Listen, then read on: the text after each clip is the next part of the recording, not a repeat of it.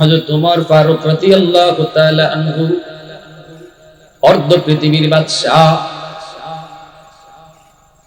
রাতের অন্ধকারে তিনি তো বের হতেন, মাঝে মাঝে ছদ্মবেশে, কখনো কখনো তিনি দিনেও বের হতেন। সমস্ত জনগণ ওমরকে চিনত না। বের হয়েছেন একটু পরীক্ষা করবেন যুবকদের কলিজায় আল্লাহর ভয় কেমন আছে। ওমর বের হলেন, মরুভূমি দিয়ে যান। দেখতে পেলেন একটা যুবক বকরি রাখালি করে, অনেকগুলা বকরি। ওমর যাইয়া নিজের পরিচয় না দিয়ে বলেন, যুবক, একটা বকরি তুমি আমার কাছে বিক্রি করে ফেলো। যুবক কয়, বকরির মালিক আমি না, বকরির মালিক হলেন অন্যজন, আমি মাত্র একজন রাখাল, তার কর্মচারী।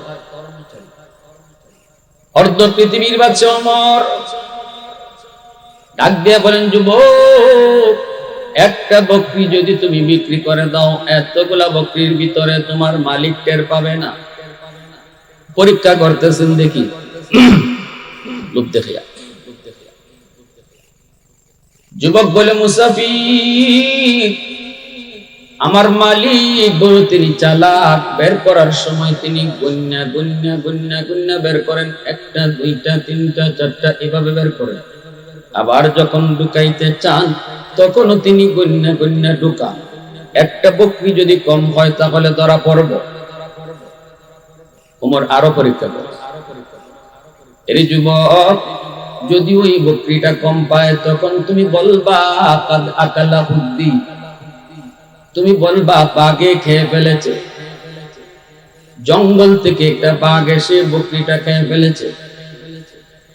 এই কথা বলা মাত্রই যুবক নীরব হয়ে গেল, নিস্তব্ধ হয়ে গেল, মাথাটা নিচের দিকে দিয়ে কি যেন ভাবতেছে। এরপরে ডাক দিয়ে কই, মুসাফির, ঠিক তুমি বলেছ, যদি আমি বলি বাঘ খেয়ে ফেলেছে মালিক বিশ্বাস করবে, কারণ আমি জীবনে কোনদিন মালিকের সাথে মিথ্যা বলি নাই। আমি যদি বলি বাঘ খেয়ে ফেলেছে, অবশ্যই আমার মালিক আমার কথাটা বিশ্বাস করে নেবে, বিন্দু পরিমাণ সন্দেহ করবে না। কিন্তু মুসাফির, তুমি কও, দুনিয়ার মালিককে যদি আমি মিথ্যা বলে বুঝ দিলাম, আসমানের মালিককে কোথায় রাখবো? আওয়াজ একটু আস্তে দি, সুবহানাল্লাহ। আরে তুই জোরে পড় না, সুবহানাল্লাহ। যুবক বলতেছে, ফাআইনাল্লাহ ফাআইনাল্লাহ ফাআইনাল্লাহ, আমি দুনিয়ার মালিককে বুঝ দিলাম, কিন্তু আমার আল্লাহরে আমি কোথায় রাখবো? তিনি তো রাতের অন্ধকারেও দেখেন, তিনি তো দরজা বন্ধ করলো তিনি দেখেন, পানির নিচে গেলেও তো তিনি দেখেন, মাটির নিচে গেলেও তো তিনি দেখেন। কেউ যা দেখে না দেখেন তো আমার আল্লাহ। অতএব আমি যদি মালিককে মিথ্যা বলে ধোঁকা দেই, তাহলে আমার মালিক হয়তো বিশ্বাস করবে। ফাআইনাল্লাহ বলেন, আমি আমার আল্লাহরে কোথায় রাখবো? এই কথাটা বলা মাত্রই হযরত ওমরের চোখ দিয়ে দর দর করে পানি ঝরতে লাগলো। ওমর টান দিয়া যুবককে বুকে জড়ায় কান্না করে, আয় আয় যুবক, আমার কলিজায় আয়, আমি মূলত তোরে পরীক্ষা করার জন্য এসেছি। আমি একজন সাধারণ মুসাফির নই, আমি অর্ধ পৃথিবীর বাদশা, খলিফাতুল মুসলিমিন, আমিরুল মুমিনিন ওমর। বের হয়েছি আমার রাজত্বের ভিতরে জনগণের অন্তরে আল্লাহর ভয় কেমন ঢুকছে, আল্লাহর ভয় কেমন আছে পরীক্ষা করার জন্য। বিশেষ করে যুব সমাজের কলিজায় আল্লাহর ভয় কেমন আছে। কারণ যুবক যদি আল্লাহর ভয় নিয়ে চলে, সমাজ সুন্দর হয়ে যাবে, দেশ সুন্দর হয়ে যাবে। আর যুবকদের যদি চরিত্র নষ্ট হয়, সমাজ নষ্ট হয়ে যাবে। আওয়াজ দিয়া বলেন ঠিক কিনা? এজন্য যুবকদের চরিত্র সুন্দর রাখার জন্য দায়িত্ব হলো এলাকার মুরব্বীদের। মুরব্বীরা যুবকদেরকে গাইডলাইন দিতে হবে, কোন পথে তারা দৌড় দিবে, কোন দিকে তারা যাবে। যুবকদেরকে গাইডলাইন দিবে তার পিছন থেকে এলাকার মুরব্বীরা, এলাকার নেতারা, এলাকার লিডাররা। তারা বলবে, যুবক তুমি তো দৌড় দিবাই, তোমার যৌবনের চাহিদা হলো দৌড় দেওয়া, তোমার যৌবনের চাহিদা হলো দৌড় দেওয়া, পাগলা ঘোড়া তোমার দৌড় দিবেই, কিন্তু কোন দিকে তুমি দৌড় দিবা, চলো তোমার পথ দেখায়া দেই। মুরব্বীরা বলবে, না বাবা, গান বাজনার দিকে না, ওয়াজ মাহফিলের দিকে দৌড় দাও, যাবা তো যাবা মসজিদের দিকে যাও, সম্পর্ক রাখবা তো রাখবা উলামায়ে কেরামের সাথে রাখো, বন্ধু যদি বানাও ইমামকে বন্ধু বানাও। বাবা এই পরামর্শ সন্তানকে দিবে, চাচা এই পরামর্শ ভাতিজাকে দিবে, নেতা এই পরামর্শ তার কর্মীকে দিবে। এইভাবে যদি আমরা যুব সমাজকে এরকম ভালো পথ দেখাইয়া গাইডলাইন দিতে পারি, তাহলে যুবকরা ভালো পথে আগাবে। আর যদি আমরা যুবকদেরকে এই গাইডলাইন না দেই, উৎসাহ যদি ভালো কাজে না দেই, তাহলে যুবকরা খারাপ পথে যাবে। দৌড় তো সে দিবেই দিবে, এটা যৌবনের চাহিদা দৌড় দেওয়া। যৌবনের চাহিদা হলো ঘরে বসে থাকা নয়, যৌবনের চাহিদা হলো কোনো কাম করা। যদি সেই ওয়াজ মাহফিলে আপনাদের সমর্থন না পায়, আপনাদের সহযোগিতা না পায়, পরের বৎসরই মমতাজ আইন্না গান গাওয়াবে। কিয়ামতের ময়দানে আল্লাহ, হাসুরের ময়দানে আল্লাহ যখন তারে আটকাবে, এ যুবক গান গাওয়ানোর অপরাধে তুমি আজ জাহান্নামী।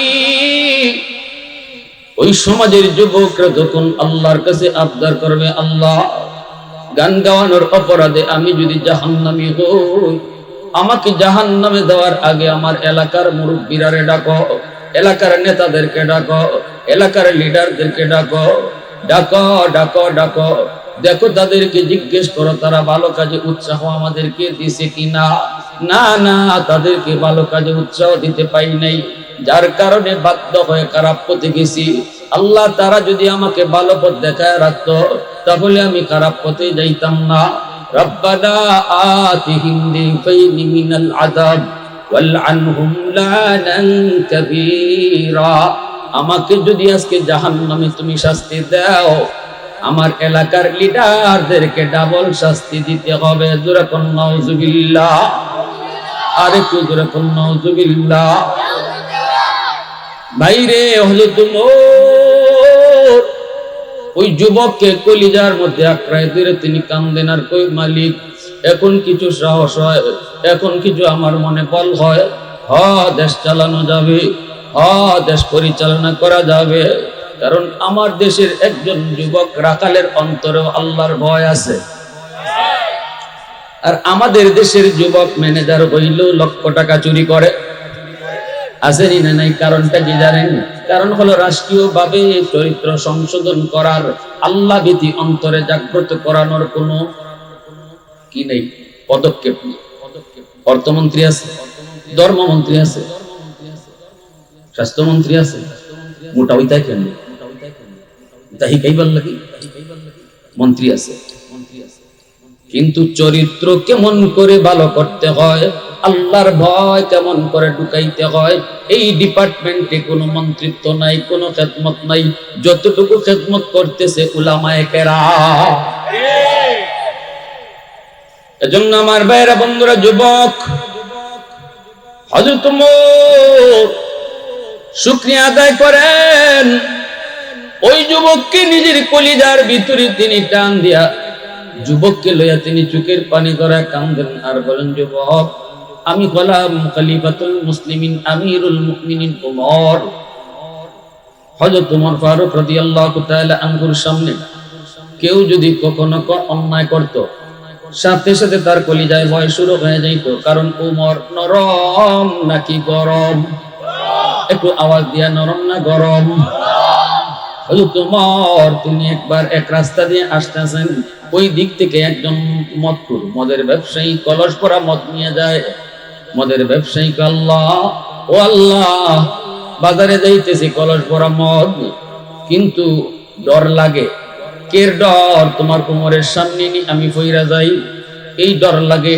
আল্লাহ তুমি যার সামনে ফালাও না কেন, বাঘের সামনে ফালাই দিও, তবু উমরের সামনে ফালাইও, কারণ উমরের হাতে তলোয়ার সব সময় খোলা থাকে। কাফের ভিতরে ঢুকাইব, প্যাকেটে ঢুকাইব, আবার বাইর করব। উমরের এত টাইমই নেই। যেখানে যে জায়গা তলোয়ার লাগানি লাগে এখানেও যাতে নগদে হয়ে যায়, এই জন্য তলোয়ার থাকে সবসময় খোলা। আল্লাহ রসুল কই উমরের তলোয়ার দেখলে শয়তান ইবাই থেকে হিবাই যায়। শয়তানে মনে করে আল্লাহ। আল্লাহ রসুল সাল্লাল্লাহু আলাইহি ওয়াসাল্লাম বলে সবার সাথে শয়তান আছে, আমার উমরের সাথে শয়তান নেই। কিছু নাকি জানতো না। সাহাবীরা বলে ইয়া রাসূলুল্লাহ আপনার সাথেও কি শয়তান আছে? রাসূল কয় আমার সাথেও আছে, তবে আমার শয়তান কালেমা পড়ে মুসলমান হয়ে গেছে। এ আমারে চালায় না, আমার কথায় চলে। আর উমরের সাথে থাকেই না, ডরে যে আল্লাহ ই যে বেটা পুরা বডিটা আগুন, কোন সময় আমি ইবলিস ধরা পড়বো আর নগদে শেষ। এজন্য রসুল কয় উমর যদি ইবায় আয় শয়তান হিবায় যায়। বুঝছেন নি কথা? এক মহিলা ডুল বাজাইতেছে, আল্লাহ রসুলকে খারাইছেন, নবীরে দেখেও ডুল বাজানি বন্ধ করে না। আল্লাহ রসুল তো নাও করেন না, মহিলা ডুল বাজায়, তবলা বাজায়, রসুলকে খারাপ দিয়েছেন বেটি ডেন্টিয়া।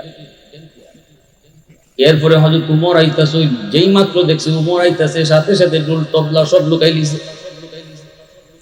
হযরত উমর আসা মাত্রই নবীজি মুস্কি হাসেন। ওমর বলতেছেন ইয়া রাসূলুল্লাহ আপনি মুস্কি হাসেন কেন? নবীজি বলেন এই বেটির খাসলত দেখে আমি নবী দাঁড়াই রইছি, আমারে ডরায় না, কিন্তু তুমি উমর আইতাছো এটা দেখে খবর হয়ে গেছে। ডুল তবলা কোন ভাই হারাইছে খবরই নেই। আল্লাহ রসুলের এই কথা শুই না উমর একটু রাগ করলেন। মহিলাকে যায় কিছু বলবেন, বলার তো কত যে আমি উমর তো রসুলের সামনে কটাই আর মজাই, তুই আমার রসুলকে ডরাইলি না, আমারও ডরাইয়া ডুল তবলা। মনে একটু রাগ করে কইবা রসুল কারো কোন তো কইও না, পেটির দুশ্মনা ওই কাম হইছে, বেটির দুশ্মনা। আল্লাহ রসুল কই মহিলার দোষ না মানে? ওমর বলে নবী গো মহিলার দোষ না মানে কি কার্য? এতক্ষণ পর্যন্ত বেটির লগে ইবলিস আসিল, তুমি উমর রে দেইকে ইবলিস বাকছে। সুবহানাল্লাহ জোরে কর। फारूक तेरा नाम से इस्लाम रहेगा, फारूक तेरा नाम से इस्लाम रहेगा, दुनिया की अदालत में तेरा नाम रहेगा, दुनिया की अदालत में तेरा नाम रहेगा, सिद्दीक तेरा नाम से इस्लाम रहेगा, दुनिया की सदाकत में तेरा नाम रहेगा, दुनिया की सदाकत में तेरा नाम रहेगा। মুসলমানের আওয়াজ এখন আল্লাহু আকবার। এজন্য হযরত উমর তিনি এই রাস্তা দিয়ে এই রাস্তা দিয়ে ওই দিক দিয়ে একটা লোক মদ কলস ভরা মদ নিয়ে বাজারে যায়। মনে মনে আল্লাহরে কয় আল্লাহ উমরের সামনে ফালাইও না রে বা, ও আল্লাহ তোমার কাছে কই উমরের সামনে ফালাইও না, কিন্তু যেখানে বাঘের ভয় এখানেই রাইত হয়। কথা ঠিক নেই? যারে যত ডরাই ভাই হেই দেখবে তোমার সামনে আছে। এটা একটা দিন দিক থেকে উমরাইতেছে, কলিজার মাজার ফানি নেই। এখন তো এই লোকে ভয়, কলিজার ভিতরে ভয়। ও আল্লাহ এতক্ষণ তোমার কইলাম কিতাব, তুমি কল্লাই কিতাব জং দিয়ে আমার সামনে। উমর আইতাছে না বেটা, আল্লাহ আমারে কোন রকম তুমি উমরের হাত থেকে বাঁচাই বাইনি, একটু বাঁচাও। জীবনে আর কোনোদিন মদের ব্যবসা করতাম না, আল্লাহ তুমি আমার একটু বাঁচাও, একটু বাঁচাও। এই বইলা কলসটা লইয়া রাস্তার কিনারা দিয়া কোন রকম উমরে যাতে না দেখে যাওয়ার চেষ্টা করে। অনেক সময় দেখবেন রাস্তা ক্রস করা হয়, একজনে আরেকজনে খেয়াল করে না। হযরত উমর তিনিও এই দিক দিয়ে আসতেছেন, আর লোকটাও যায়, ভাবতেছে হয়তো উমর আমারে না দেখে, কোন রকম উমরে পাস করি, কিন্তু তাও হলো না। সামনাসামনি হইতে উমরে কয় ও মিয়া দাঁড়াও। যদ্দুর ভানি আসিল কলিজা তদ্দুর আসেনি, দিলাও কা তখন ওমর কাছে আইসো এখন হর্ষরিতা কখন কিতাব হলসের মাঝে গীতা যদি কয় মত তাহলে ওমরের হাতের তলোয়ার তো খোলা নগদে কল্লা কি কইব লোকটা ভয় অস্থির এমন ভয় পাইছে কয় এমন ভয় মিশা কথা কয় মত কলসের ভিতরে দুধ আসলে দুধ না মদ মনে মনে ভাবতেছিল হয়তো দুধ বলার পর ওমর বলবে ঠিক আছে যাও কিন্তু না ইডাও হইছে না ওমর কয় কলসের ঢাকনা হরাও দেখুন লাগবো মদ না অন্য কিছু এখন তো বেটা মনে করছে হে কবরে গেছি কলসের ঢাকনা সরাইব হাতে কাঁপে বডি কাঁপে টুক কাঁপে মাথায় কাঁপে পাও কাঁপতেছে হাতটা দিব কেমনে দিবার আল্লাহরে ডাইকা কয় আল্লাহ ও মালিক জীবনের জন্য তওবা করলাম গো আল্লাহ আর জীবনে আমি গুনাহ করব না মদ খাইমু না মদের ব্যবসা করব না আল্লাহ আমি তওবা করলাম বলুন তো তওবা করার সময় গুনার কথা কাউরে শুনাইতে হয় গুনার কথা কাউরে শুনাইতে হয় না তওবা করার সময় ইমাম সাহেবের হাত ধইরা গুনার কথা বইলা তওবা করতে হয় না চেয়ারম্যানের কাছে যাইও তওবা করা লাগে না এমপির কাছে যাইও তওবা করতে হয় না পীর সাহেবের কাছে গিয়েও তওবা করতে হয় না তওবা নিজে নিজেই করা যায় দিলের ভিতরে আল্লাহকে কইলে আল্লাহ দিলের কথা শুনে কি শুনে না আল্লাহু আলিমুম বিযাতিস সুদূর অন্তরে খবর জানেন শুধুমাত্র কে আওয়াজ আসতে কেন জোরে কোন দয়াল বাবা দয়াল বাবা ইবলা বাবা খাজা বাবা জটাশা ল্যাংটাশা বদনাশা কোন বাবাই মনের খবর জানে না মনের খবর জানে শুধুমাত্র কে এই একিন আছে তো এই আকীদা আছে তো যদি এর মধ্যে বিন্দু পরিমাণ আপনার কোনো সংশয় থাকে আপনি যদি মনে করেন আল্লাহ যেমন জানে মনের খবর আমার বিশ্বাসও জানে তাহলে নামাজ পড়ে আর কোনো লাভ নাই কপালের ভিতরে নামাজের বছরে বছরে হজ উমরা কইরও লাভ নাই ভালো করে মনে রাখো এটা বহুত বড় শিরক ইন্নাশ শিরকা লাযুলমুন আযীম শিরক কঠিন থেকে কঠিন কবিরা গুনাহ এই গুনাহ আল্লাহ পাক কখনো maaf করেন না আল্লাহ বলেন আমি সব গুনাহ চাইলে maaf করে দিব কিন্তু শিরকের মতো গুনাহ আল্লাহ maaf করবেন না এজন্য যুবক ও আল্লাহর বান্দারা মসজিদে নামাজ পড়তে আইবা নামাজের পরে ইমাম সাহেবের সাথে সময় দাও হুজুর একটু শিরিক কোন গুনারে কয় একটু বুঝায়া দেন হুজুরের কাছ থেকে শিরিকের গুনাহটা চিনা নাও এটা করো মাঝে মাঝে ইমাম সাহেবের সাথে চলো বসো আমরা তো উলামায়ে কেরামের সাথে সময় দিতে চাই না বসি বন্ধুর সাথে বসলাম চায়ের দোকানে যেখানে গীবতের আড্ডা কিন্তু ইমাম সাহেবের সাথে আলেমের সাথে চললে পরে কথায় কথায় কোনো না কথায় আমার ধর্মীয় জ্ঞান অর্জন হয় ঠিক কি না এজন্যই নবী বলেছেন আলাইকুম মুজালাসাতিল উলামা ওয়া ইসতিমাই কালামিল হুকামা ফাইন্নাল্লাহা তাআলা ইউহয়িল কলবাল মাইয়িত বিনূরিল হিকমা কামা ইউহয়িল আরদাল মাইতাতা বিওয়াবিলিল মাতার নবীজি বলেন উম্মতের দল যদি তোমার দৌলতে ঈমান ওই ঈমান যদি তুমি বাঁচাইতে চাও ঈমানটারে রশি দিয়া বাঁধো কার সাথে বাঁধো কয় আলেমদের সাথে বাঁধো ঝড় তুফান আসলে পরেও যেন তোমার ঈমান ডাকাতি না হয় ঠিক কি না তাদের সাথে উঠা বসা করো মুজালাসাত মানে কি উঠা বসা করা খালি হ্যান্ডশেক করে চলে যাওয়া আর সালাম দিয়া না উঠা বসা চলাফেরা কথাবার্তা রাখা সংসারের বিষয় পরামর্শ নেওয়া পরামর্শ করা আলেমদের সাথে করা এটা আল্লাহর নবী বলেছেন পরামর্শ করলেই দিনের ব্যাপারে তোমার বুঝ হবে এজন্য শিরকের মতো কবিরা গুনাহ কোন গুনাহ আলেমদের সাথে মিশলে পরে এটা জানা যাবে বোঝা যাবে নিজে নিজে বুঝবেন না নিজে নিজে বুঝতে গেলে পরে আক্রোশীর দরবারে চলে যাইবেন, খবরও থাকবে না। 10টা 20টা গরু লিয়ে হাজির হয়ে যাইবেন, ঠিক না? আমগো বাবার দরবারে অত গরু আয়, অন্য বাবার দরবারে অত মানুষ নাই যায়। গরুর দরবারে তো গরু যায়, ঠিক কিনা? দূরে মানুষের কাছে মানুষ যায়। কি ভাই, কষ্ট হইতেছে আপনার? কিন্তু না, আমরা তো তা করি। আমরা মসজিদের ভিতরে ঢুকে যে একটু হুজুরের সাথে সময় দিব না, মসজিদে যাইমু, জমাত শুরু হইবার 2 মিনিট আগে গিয়া ওই যে গরিব ভাই চাই থাকবো, বইতাম না, গরিব ভাই চাই থাকবো, খালি 1টা বাজে গেছি গিয়ে জ্বরের টাইম। ইমাম সাহেব কই,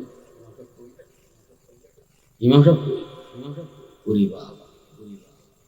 2 মিনিট আধা মিনিট যদি লেট হইতে বেটার মাথা গরম। কোন তো মসজিদের ভিতরে 2 মিনিট আপনি যদি অপেক্ষা করেন কোন হইব? মসজিদের ভিতরে যায় যদি আপনি 2টা মিনিট অপেক্ষা করেন, তাহলে এই 2 মিনিট নামাজের ভিতরে আল্লাহ শামিল করে দেয়। নামাজ পড়লে পরে যেই সওয়াব, এই পরিমাণ সওয়াব আল্লাহ তোমাকে দান করে। নবীজি বলেছেন, উম্মতের দল জান্নাতের বাগানে ঢুইকা তোমরা বইয়া থাকো না, ফল খাইও। সাহাবীরা বলেন, নবী গো কোনটা জান্নাতের বাগান, ফল আবার কোনটা? নবী কয়, মসজিদ হলো জান্নাতের বাগান, আর ফল হলো বসে বসে সুবহানাল্লাহ, আলহামদুলিল্লাহ, আল্লাহু আকবার জিকির করা হলো জান্নাতি ফল খাওয়া। আমরা তো ফল খাওয়ার তালে না, আমরা আছি গরিব টাইম দেখার তালে, ঠিক না? এখনো সৌদি আরবে আমার নবীর জমানার এই প্রথা চালু আছে। মক্কা মদিনায় এখনো নামাজের টাইম নির্ধারণ নাই। জোহরের টাইম কোন টাইমে ইমাম সাহেব নামাজে দাঁড়াইব এটা ক্যালেন্ডারের মধ্যে লেখা নাই। আসরের নামাজের টাইম কখন ক্যালেন্ডারে লেখা নাই। ক্যালেন্ডারের ভিতরে লেখা আছে আসরের আজান কখন হইব, জোহরের আজান কখন হইব, কোন নামাজ কখন খারাইব। আমাগো বাঙালিরা মাঝে মাঝে গিয়া কয়, এই আজানের টাইম তো দেখলাম, নামাজ দাঁড়াইব কোন সময়? কারণ বেটায় তো সারা জীবন ইমাম সাহেবের খুইয়া অভ্যাস নেই। হুজুর টাইম তো হয়ে গেছি, কই জমাতের টাইম তো ভাই না। ঘটনা হইল, রাসূলের যুগের যে নিয়ম ছিল, জামাত দাঁড়াইব ইমাম যখন আইব তখন, কোনো টাইম নাই। আপনি আজান হইছে মসজিদে আইতা, আর কোনো মাত নাই। আজান হইছে মসজিদে চলে আসতা। আজান তো মুয়াজ্জিনে ডাকে না, 5 ওয়াক্ত আজান আল্লাহ নিজে তোমারে ডাকে, আল্লাহ ডাকে। এজন্য আল্লাহ কইছিল, বন্ধু 5 ওয়াক্ত নামাজ লইই যাওগা, কষ্টই তো না উম্মতের লাগে, আর কমায়া লাভ নাই। তবে এতটুকু তোমার আশা দেই, তোমার উম্মতের নামাজ পড়ানোর জিম্মাদারি আমি আল্লাহ নিয়ে নিলাম। আমি ডাক্কা তোমার উম্মতের নামাজ পড়াই। অতীতের কোন উম্মতকে নামাজ পড়ানোর লাগি আজানের কোন ব্যবস্থা ছিল? টাইম জানা থাকতো, আইতারা মসজিদে। শুধু এই উম্মতের জন্য আজানের ব্যবস্থা আল্লাহ এই উম্মতকে আসান করছে। আর আল্লাহ কইছে, বন্ধু 5 ওয়াক্ত কমাইবার লাগিও আইছো না, লাগতো না, যাও উম্মতের নামাজ পড়ানোর জিম্মাদারিও আমি আল্লাহ নিয়ে নিলাম। আর আইসোই যখন তে যাও 5 ওয়াক্ত যদি আদায় করে 50 ওয়াক্তের সওয়াব আমি দিয়ে দিব। খালি হাতে আমার নবীর আল্লাহ ফিরে দেয় কেমন? কয়বার নিছে আল্লাহ নবীরে 5 ওয়াক্ত করে কমাইয়া 9 বার আনাইলো আর নিল। আল্লাহ একবারে পারে না 50 ওয়াক্ত থেকে 45 ওয়াক্ত কমাইয়া 5 ওয়াক্ত রাখতো, একবারে নবীর দিল হয় না। 9 বার নেওয়াইলেন কেন? এর কারণ হলো বন্ধুরে যত দেখে ততই মায়া লাগে। এজন্য আল্লাহ কয়, মুসা আমার বন্ধু জায়গাতে ভাল লাগে না, বুঝাই আবার পাঠাই দেবো, আর একটু মাতি। সুবহানাল্লাহ। আল্লাহ নবী আয়তে আবার যায়, আল্লাহ আবার কয়, মুসা দোস্ত জায়গাতে, আমার দোস্তরে যত দেখি, যত কথা কই, যতই মজা লাগে, আবার বুঝাই পাঠাই। এইভাবে 9 বার আল্লাহ নেওয়াইলেন, নবীর সাথে কথা কইলেন। গেলেই আল্লাহ তো, বন্ধু কেন আইছো? কেন আইছো কইছি, আর নবী কইছে এটার লাগে আইছি। আল্লাহর ভালো লাগছে, আল্লাহর মজা লাগছে, আল্লাহর প্রিয় লাগছে, এজন্য আল্লাহ এত আকর্ষণ। কয়, যাও বন্ধু যাও, 5 ওয়াক্ত লইয়া যাও, অসুবিধা নাই, আমি আল্লাহ তারে ডেকে নামাজ পড়াই। তাহলে যুবক বলো, মসজিদ থেকে মুয়াজ্জিন ডাকে না আল্লাহ ডাকে? আল্লাহ তোমারে ডাকতেছে, আল্লাহু আকবার, আল্লাহু আকবার। আল্লাহ মহান, আল্লাহ মহান, আল্লাহ বড়, আল্লাহ বড়। আল্লাহ তোমারে কইতেছে বান্দা তুই যে দোকানদারি করো এটা বড় না, আমি আল্লাহ বড়, আমি আল্লাহ বড়। এখন দোকানদারি বাদ দে, মসজিদে আয়। এ বান্দা তুই বন্ধুর সাথে গল্প করো, বন্ধু তোর বড় নয়, আমি আল্লাহ বড়। বন্ধুকে লইয়া তুই মসজিদে চইলা আসো। এ বান্দা শুন শুন, চেয়ারে বসে বসে তুমি চাকরি করো, চেয়ার তোমার বড় নয় রে, বড় হলাম আমি আল্লাহ। চেয়ার থেকে ওইটা মসজিদে চলে আসো। এইভাবে আল্লাহ আমাকে আপনাকে ডাকে, আমাকে আপনাকে আল্লাহ পাক ডাইকা ডাইকা নামাজ পড়ায় নেয়। এজন্য মনে রাখবা, মসজিদের ভিতরে ঢুকবো ঢুইকা না গড়ির দিকে চাইমো না, যেখানে জায়গা পাইমু আগের কাতারে জায়গা থাকলে আগের কাতারে, পিছের কাতারে বইয়া সামনের কাতার বন্ধ করে না। এটা আবার ঠিক না, কারণ সামনের কাতারে যে যত বইব তার সওয়াব তত কম। সিলেটের মানুষ শূন্যস্থান পূরণ তো ভালোই পারে। হনুকা সিলেটের মানুষের ব্যাপারে সুসংবাদ। কুতবুল আলম সৈয়দ হুসাইন আহমদ মাদানী, কুতবুল আলম সৈয়দ হুসাইন আহমদ মাদানী রহমতুল্লাহ আলাইহি বলেছেন, সিলেটের মানুষের সাথে মদিনার মানুষের মিল পাওয়া যায়। আল্লাহু আকবার, কি সার্টিফিকেট দিয়া গেছেন আল্লাহর নবী, কুতুব আলমের কুতুব। সিলেটের মাটির সাথে মদিনার মাটির মিল পাওয়া যায়, সিলেটের মানুষের সাথে মদিনার মানুষের মিল পাওয়া যায়। কে বলছেন? জগতের কুতুব। এজন্যই রমজান কাটাইতেন সিলেটে আইসা, ঈদ করতেন সিলেটের মানুষের সাথে। ঈদটা তো স্বাভাবিকভাবেই সবচেয়ে আপনজন প্রিয়জন যারা তাদের সাথে করে। কুতবুল আলম শাইখুল ইসলাম হুসাইন আহমদ মাদানী সিলেটের মানুষকে নিজের পরিবারের মানুষের চেয়ে বেশি আপন জানতেন। কেমন করে ভুলবে উলামায়ে কেরাম কুতবুল আলমের স্মৃতি?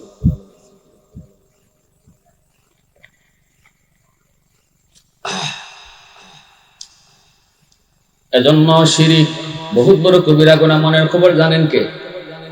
আর একটু জোরে বলেন, মনের খবর জানেন কে? এই যে এই লোকটাই কইতেছে, আল্লাহ ও মালিক, তওবা করলাম, আর জীবনে মদের ব্যবসা করব না। আজকের মতো তুমি আমাকে উমরের হাত থেকে আল্লাহ তুমি আমাকে বাঁচাও। এই মনের কথাটা কেউ শুনলো না, কেউ জানলো না। শুনলেন কে? শুনলেন কে? আল্লাহ তো শুনছেন। আল্লাহ পাক শুনে তার এই মনের মনে মনে তওবাও আল্লাহ কবুল করে নিছেন। এর যুবক, এই মজলিসে তুমি বৈশা যদি কও আল্লাহ ভুল করেছি, জীবনে বহুবার তুমি মসজিদ থেকে আমারে ডাকছো, আমি এতদিন বুঝি নাই, ভাবছি মুয়াজ্জিনে ডাকে, আজকে হুজুরের মুখ থেকে শুনলাম আল্লাহ তুমি ডাকো, নিয়ত করলাম আর জীবনে নামাজ ছাড়বো না, আযান হলে পরে আর ঘুমায় থাকবো না, আযান হলে আর নিজের কাজে মগ্ন থাকবো না, আল্লাহ পিছনের গুনাহ তুমি মাফ করো। এই কথাটা যুবক তুমি আমাকে শুনে বলতে হবে না, এই কথাটা তুমি ইমামকেও জানাইতে হবে না রে। ওই কোনায় বসে বসে তুমি যদি এই কথাটা আল্লাহকে জানায় দাও, আল্লাহ তোমার উপর খুশি হইয়া এই মুহূর্তে তোমার নাম সব গুনাহ মাফ কইরা ওলির খাতায় উঠায় দিবে। वहदत की हिफाजत नहीं बेक़ुव्वत बाजू, वहदत की हिफाजत नहीं बेक़ुव्वत बाजू, आती नहीं कुछ काम हक़ खुदादार, आती नहीं कुछ काम हक़ खुदादार। ऐ मर्द खुदा तुझको क़ुव्वत नहीं हासिल, जा बैठ किसी गार में अल्लाह को कर याद, ये सच ही कि बातिल की तरफदार नहीं हम, गद्दार न समझो हमें गद्दार नहीं हम, फूलों की तरह नरम मिजाज अपना है नाज़र, हम तीर नहीं नेज़ा व तलवार नहीं हम, हम तीर नहीं नेज़ा व तलवार नहीं हम। এজন্য বলি যুবক, একটু বলো তো, যৌবনে এলাকায় মানুষ তোমাদের এলাকায় মরে কি মরে না? বাবার আগে ছেলে মারা যায় কি যায় না? দাদার আগে নাতি মারা যায় কি যায় না? একটু যদি তুমি ডান দিকে তাকাও দেখবা বন্ধু কবরে শুয়ে রইছে, বাম দিকে তাকাইলে দেখবা খেলার সাথী কবরে চলে গেছে, হয়তো বিকাল বেলা একসাথে খেলাধুলা করছো, সব রাতের বেলা তার মৃত্যুর খবর মাইকে বাসলো, সেও তোমার মতো এমন আশা করেছিল বয়স হলে নামাজ পড়বে, বয়স হলে পরে গুনাহ ছাড়বে, বয়স হলে পরে আল্লাহকে খুশি করবে, কিন্তু তার জীবনে আর আল্লাহকে খুশি করা হয় নাই। বেনামাজি হয়ে সে কবরে চলে গেছে। এই কথাটা দিলের ভিতরে যদি অন্তরে একবার তোমার কলিজায় দাগ কাটে রে যুবক, হয়তো তোমার জন্য এই রাতটাই জীবনের শেষ রাত হতে পারে, এই ঘুমটাই জীবনের শেষ ঘুম হতে পারে। শোনো, এতটুকু চিন্তা করে যদি একবার আল্লাহকে কো, আল্লাহ ও মালিক, যা করেছি ভুল করেছি, আর না গো মালিক, পিছনে আজরাইল তো আমার ঘুরতেছে, কোথায় কোন জায়গায় জানি আমাকে থাবা দেয়। আল্লাহ, বেনামাজি হইয়া কবরে যেতে চাই না, কবরের আযাব আমি সইতে পারবো না। আল্লাহ, তওবা করলাম, আমারে মাফ করো। এই কথাটা তুমি কাউরে শোনানো লাগবে না, তোমার পাশে যে মানুষটা বসা তারও শোনাইতে হবে না। দিলে দিলে এই কথাটা বলতে পারবো কি পারবো না? কারা কারা পারবো একটু হাতটা উঠে আল্লাহকে দেখাও।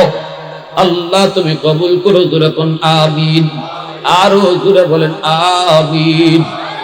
ওই মানুষটা মদখোর, মদের ব্যবসায়ী মানুষটা আল্লাহরে কান্দে কান্দে কইল, আল্লাহ আল্লাহ তুমি আমারে বাঁচাও বাঁচাও বাঁচাও। ওমর যখন কইছেন ঠিক আছে ডাকনা সরাও, দেখি মদ নাকি দেখি দুধ নাকি অন্য কিছু। এখন তো তার হাত যায় কিন্তু হাতে কাঁপে, বডি তো কাঁপে, পুরা বডিটা কাঁপে। হাত দিয়া ডাকনা সরায়, গলাটা কিন্তু এইভাবেই, যেইভাবে এরকম বাঁকা হয়ে আছে, তলোয়ার চালাইতে উমরের বেশি কষ্ট হবে না, বয়স স্থির, এখনই তার জীবনের প্রাণবায়ু বের হয়ে যাবে। কিন্তু চোখের পানি ধরায়া এমন তওবা আল্লাহর কাছে করেছে, আল্লাহ তো তার ডাক শুনে ফেলছেন। ডাক না সরাইতেই তাকায়া দেখে কলস ভরা মদ, আল্লাহ মুহূর্তের ভিতরেই দুধ বানায়া দিছে। এই ক্ষমতা আল্লাহ পাকের আছে না নাই? আরো জোরে কোন আছে না নাই? এজন্য বলি যুবক, মনে রাখো, কেউ দেখে না দেখেন আমার আল্লাহ। হযরত ওমর যখন ওই যুবককে বললেন, যুবক বুকে আয়, বুকে আয়, বুকে আয়, কি সবক তুই আমাকে শিখিয়ে দিলি। দুনিয়ার মালিক রে আমি ধোঁকা দিয়া ফাঁকি দিলাম, কিন্তু আমার আল্লাহকে কেমনে আমি ফাঁকি দিব। হযরত ওমর বুকে নিয়ে আদর কইরা চুমাকায়া চোখের পানিটা মুইছে তিনি বাড়ির দিকে রওনা দিয়ে দিলেন। দরবারে চলে আসলেন, সাহাবীদেরকে নিয়ে বইসে চোখের পানি ধরা ঘটনা বইলা কানলেন।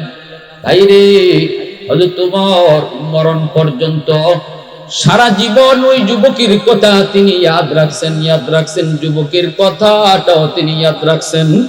হাদিসের মধ্যে বলেন, হযরত ওমর যখনই সুবহানাল্লাহ, আলহামদুলিল্লাহ, আল্লাহু আকবার জিকির করতেন, তখনই তিনি ওই যুবকের কথাটা, ফা আইনাল্লাহ, আমি আমার আল্লাহরে কোথায় রাখবো, এই কথাটা তিনি জিকিরের মতো জপতেন। এজন্য আমার ভাই, এ যুবক, উলামায়ে কেরাম দেশ থেকে দেশান্তর, নদী থেকে বন্দর, রাত নয় দিন নয় মেহনত করে শুধু এই কথাটা বোঝানোর জন্য, এই কথাটা বোঝানোর জন্য, তুমি যে অন্যায় করতেছো সবার চোখে ফাঁকি দিয়া, যত মানুষের চোখেই ফাঁকি দাও না কেন, যতজনই ফাঁকি দিতেছ, কিন্তু একজনকে তুমি সব সময় ফাঁকি দিতে পারবা না। একজন সব সময় তোমার এই অন্যায়টা দেখতেছে, তিনি কে? জুলাইখা ইউসুফ নবীরে কইছিল, ও ইউসুফ, 7টা গেট ভিতরে ঢুকায়া তোমারে আনলাম, আন্দর মহলে আনলাম, আমার মনের ইচ্ছা তুমি পূরণ করো। ইউসুফ নবী কয় না, দরজা বন্ধ থাকলেও, কেউ না দেখলেও দেখেন আমার আল্লাহ, কেউ না দেখলেও দেখেন কে? জুলাইখা কয়, এই যে আল্লাহর মুখ ঘুরে লাইছি। জুলাইখা তখন তো মূর্তি পূজারী ছিল, শোকেসের উপরে ছিল একটা মূর্তি, ছোট্ট একটা মূর্তি, ভগবান। এই মূর্তির মুখটা কাপড় দিয়া জুলাইখা ডেকে লাইছে। ডেকে কয়, এই যে ইউসুফ দেখো, ভগবানের মুখ ডেকে লাইছি। নাউজুবিল্লাহ। আল্লাহর পয়গম্বর ইউসুফ, আল্লাহর পয়গম্বর, জুলেখাকে ডাক দেয়া কই, জুলেখা তোমার ভগবানের মুখ কাপড় দিয়া ঢাকা যায় গো, কিন্তু আমি যেই মালিকের গোলামি করি ওই মালিকের চেহারা ডাকবার ক্ষমতা কারো নাই। এই মালিকের চেহারা ডাকবার ক্ষমতা কারো নাই। দৌড় দিয়ে দিলেন অপরাধ থেকে বাঁচার জন্য। অন্তরের ভিতরে আল্লাহর ভয় ঢুকছে। এইবার বাঁচবেন কি কইরা? দরজা তো তালা দেওয়া, দরজা তো তালা দেওয়া। মনে মনে কোন সাধ্য যদ্দুর আছে এদ্দুর আমি করব। দৌড় দিয়ে দরজা পর্যন্ত তিনি আসলেন। আল্লাহ পাক রব্বুল আলামিন কয়, এই বান্দা, গুনাহ থেকে বাঁচার জন্য তোমার সাধ্য যদ্দুর আছে এদ্দুর তুমি করো, বাকিটা তো করব আমি আল্লাহ। ওয়াল্লাযীনা জাহাদু ফীনা লানাহদিয়ান্নাহুম সুবুলানা ওয়া ইন্নাল্লাহা লামাআল মুহসিনিন।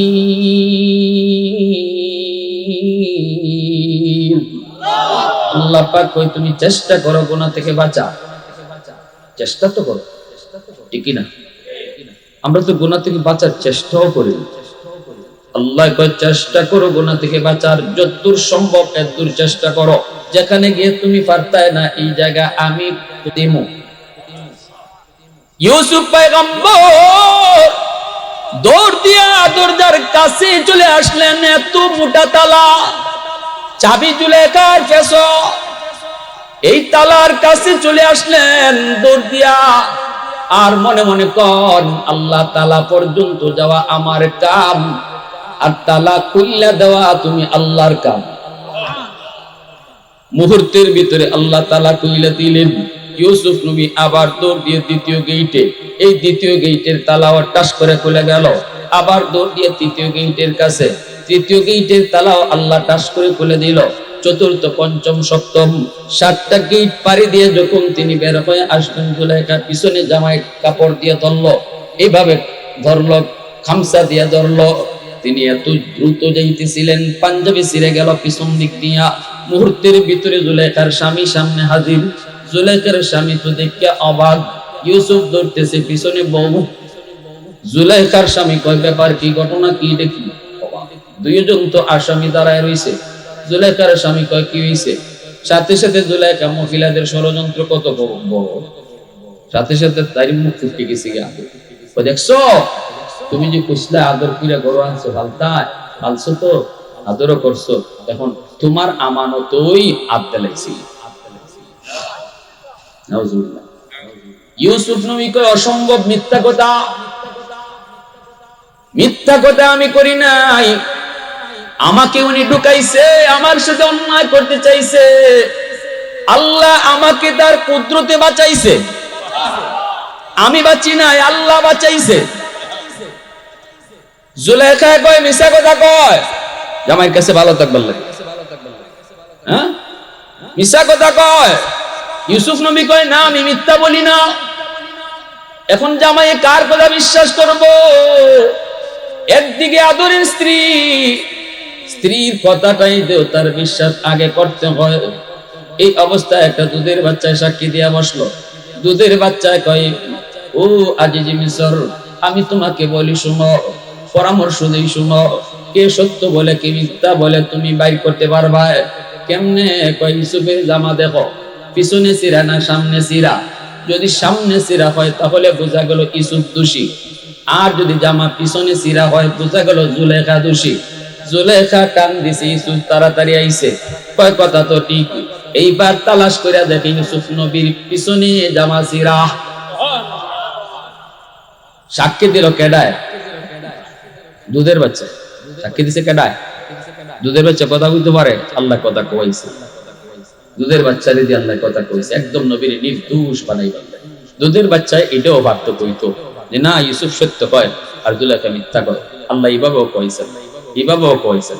এমন একটা থিওরি বইলে দিছে যে থিওরিতে বাসায় এই জুলেখার স্বামী আজিজি মিসরের এই থিওরি মতো আগাইয়া সে নিজেই বাইর করে লিছে কেলা নিসা কয় কেলা হাসা। নবী যখন তিনি অর্থমন্ত্রী হলেন, দেশে দুর্ভিক্ষ, 7 বছর দুর্ভিক্ষ গেল। মানুষজন বিভিন্ন দেশ থেকে আইছে খানা নেওয়ার জন্য মিশর। ইউসুফ নবী তিনি অর্থমন্ত্রী, খাদ্যমন্ত্রী। তিনি খাদ্য বন্টন করে করে দিতেছেন। অভাবী মানুষ, জনগণের মধ্যে তিনি 1 কেজি 2 কেজি করে দিতেছেন, একজনে 1 কেজি পাইব, দিতেছেন লাইন ধরছে, সবাই তো নিতেছে। একজন যুবক আইসা কয় আমারে 5 কেজি দাও। ইউসুফ নবী কয় সবাই নেই 1 কেজি, তোমারে দিমু 5 কেজি কেমনে? কয়তে 10 কেজি দাও। ওইটি কি করতে?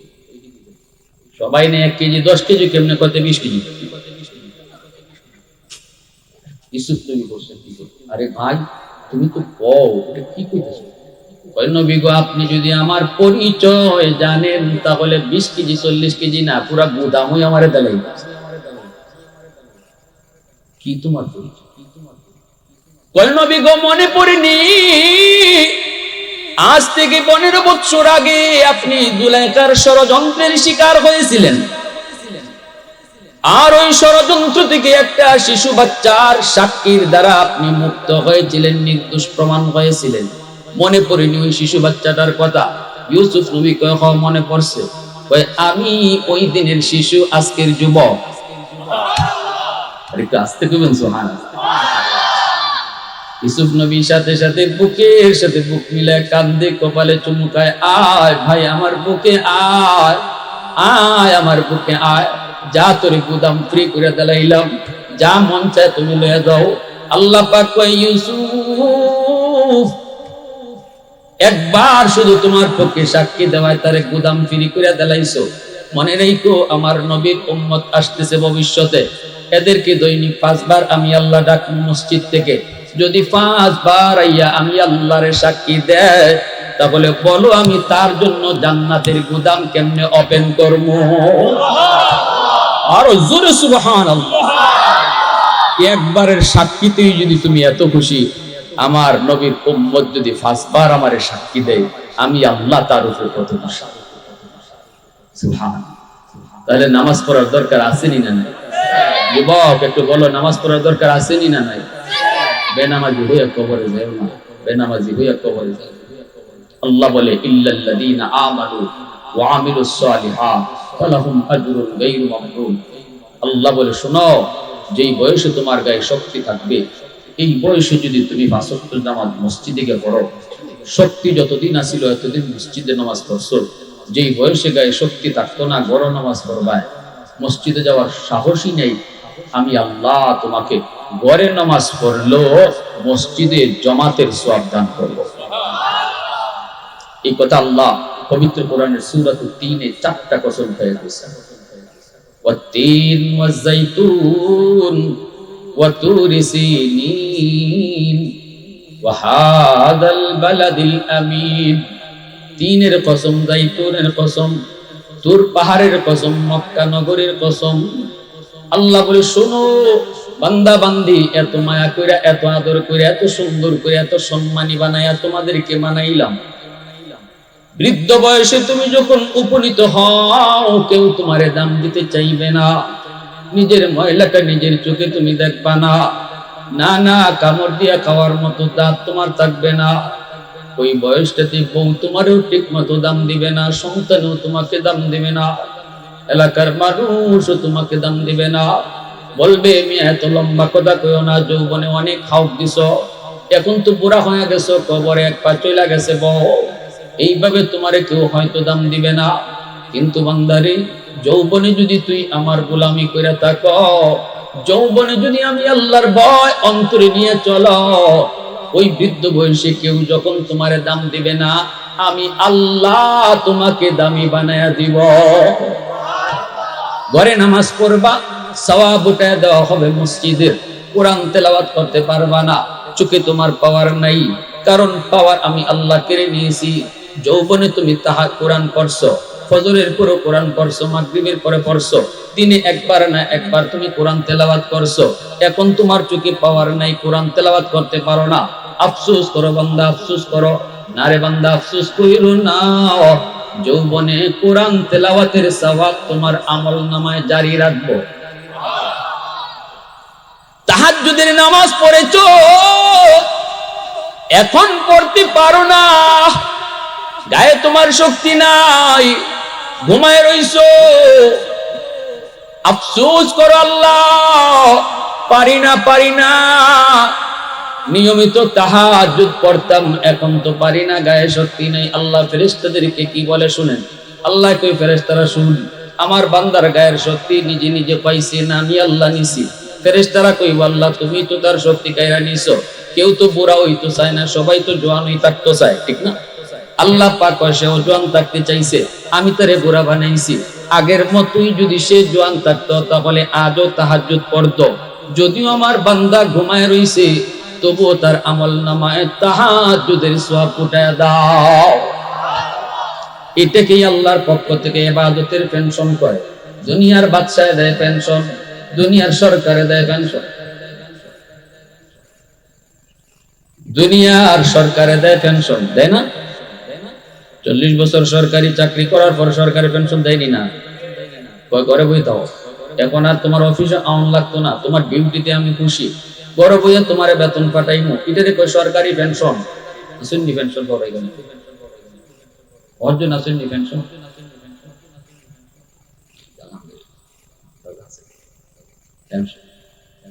পেনশনটা মজা না? বড় বই দিছি, ডিউটি করি না, সরকারি বেতন দিতেছে, এটা মজা নাকি? আল্লাহ তো দুনিয়ার বাদশায় যদি তোমরা পেনশন দিতে পারে, আমি আল্লাহ তো বাদশার বাদশা, সরকারের সরকার, আল্লাহ পেনশন দিব।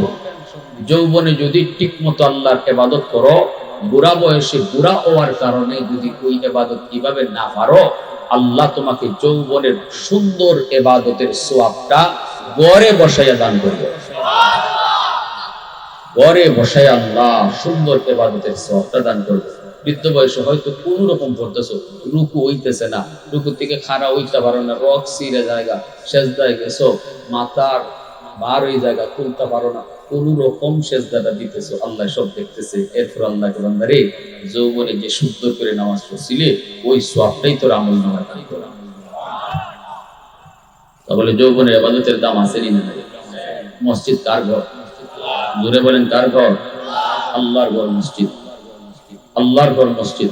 আমি একজন মুসাফির মানুষ, কিয়ামতের ময়দানে যারা মসজিদকে সাহায্য করবে, মসজিদকে সুন্দর করবে, মসজিদে এসে নামাজ পড়বে, তাদেরকে মসজিদ নৌকায় যাত্রী লইয়া যেভাবে নৌকা চলে, মসজিদ হাসরের মাঠে এইভাবে সব মুসল্লি হলদের লইয়া, দানশীল হলদের লইয়া আল্লাহর দরবারে হাজির করে।